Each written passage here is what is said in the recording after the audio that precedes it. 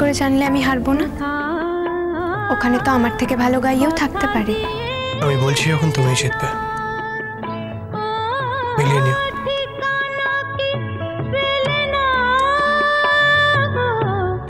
ঠিকানা কি পেলে না, বলো না বলো না, কথা দিয়ে এলে না।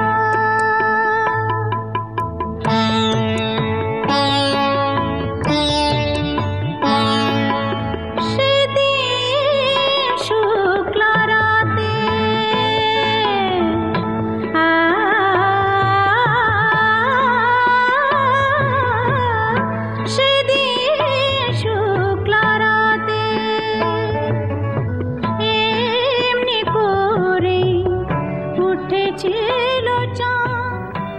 তোমরা আমার জীবন বাঁচিয়েছো টুয়া, তাই নতুন করে ফিরে পাওয়া জীবনে আমার কাছে যা আছে সবকিছু তো তোমাদেরই। এই সবকিছুর উপরে আমার থেকেও বেশি অধিকার আছে তোমাদের। উঠেছিল চাঁদ, তুমি ছিলে মোর সাথে, এত যে তোমায় ডাকি, সাড়া তবু মেলে না, এলে না, এলে না, কথা দিয়ে এলে না।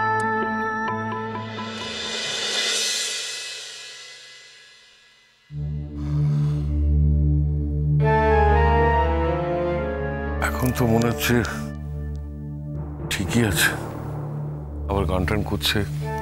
কিচ্ছু ঠিক নেই, কিচ্ছু ঠিক নেই। কাল তো রাতে বেরিয়ে যাচ্ছিল, নেহাত আমি ছিলাম বলে পারিনি, বলে আমি বিক্রমের বাড়ি যাচ্ছি। এই বিক্রমটা না মেয়েটাকে একটা মেন্টাল পেশেন্ট বানিয়ে ছাড়লো। এখন আবার কি খেয়ালে গান গাইছে কে জানে। তো ভীষণ ভয়ে ভয়ে আছি, যে কোনো মুহূর্তে এসে বললো আমি চললাম বিক্রমের বাড়ি। ইচ্ছে তো করার নেই, হাত পা বাঁধা। এভাবে একটা মেয়ের জীবন তছনছ করে দেওয়া যায়? তুমি বলো। আরে বাবা, আমরা তো ওর ইচ্ছের বিরুদ্ধে আমাদের মেয়ের সাথে ওর বিয়ে দিতে চাইনি, তাহলে কোনো তো অপশন নেই।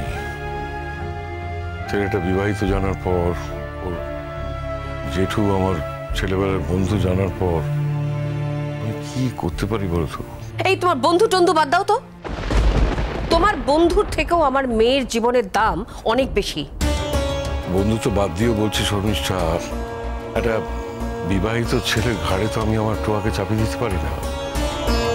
তারপর ছেলেটা যখন বলছে যে সে বিয়ে করতে চায় না, সে তার পুরনো বউকে ভালোবাসে, মেয়েটা আমার বানের জলে ভেসে যাবে, তাই তো?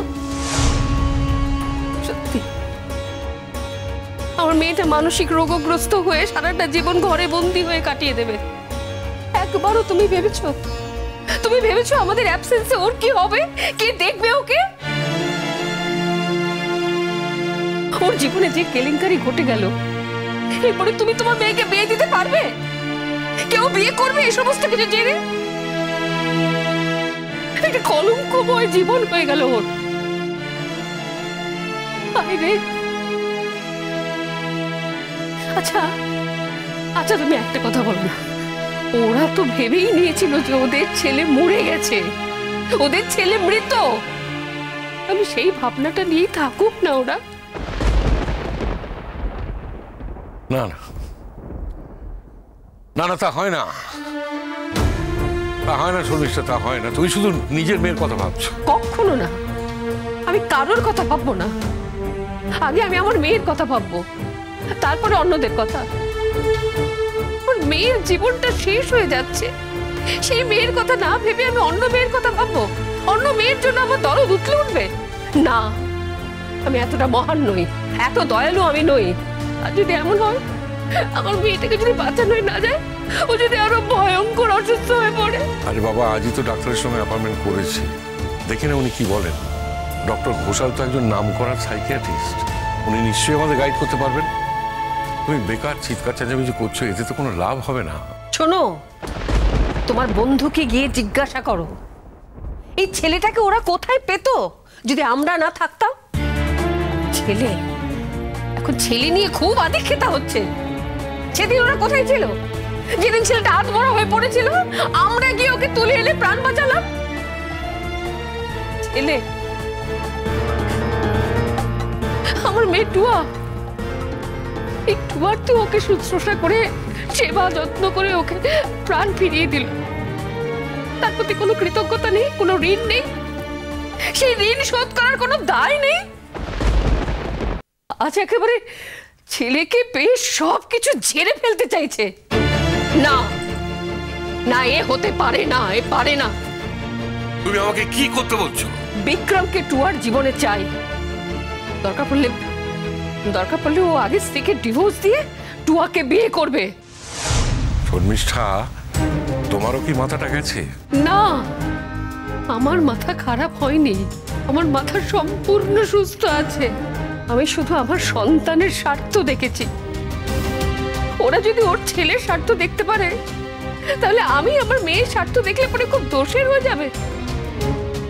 আমি তো দেখবই, আমি তো একজন মা, আমি তো আমার সন্তানের স্বার্থটা দেখবই।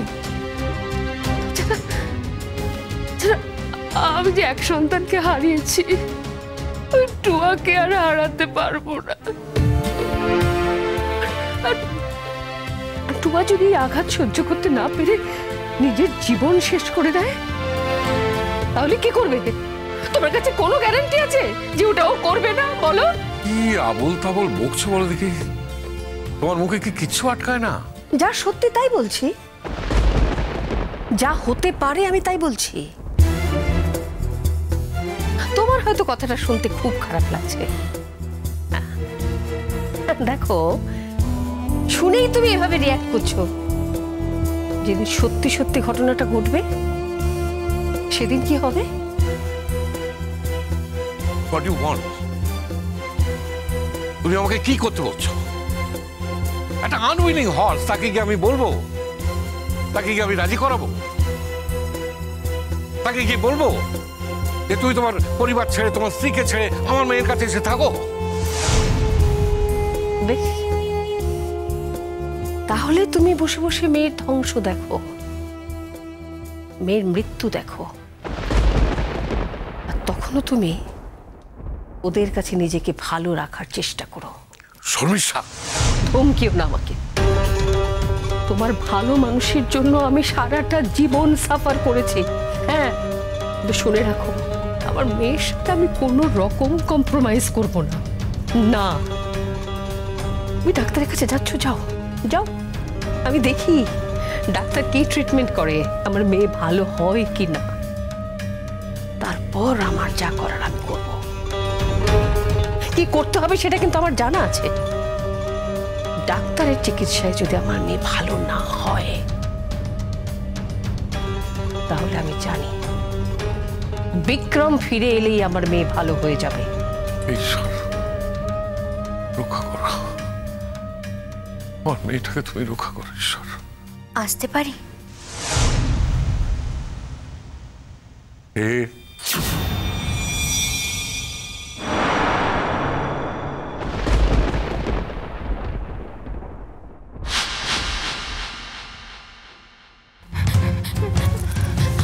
ওই ওই বলছি, তুমি আমাকে বিক্রমকে এনে দাও না গো, আমার কাছে বিক্রমকে এনে দাও না। তোমার বিক্রম তোমার কাছে ফিরে আসবে টুয়া, আমি তোমাকে কথা দিচ্ছি। তোমার বিক্রমকে আমি তোমার কাছে এনে দেব, তার জন্য যা যা করতে হয় আমি সব করব। নদী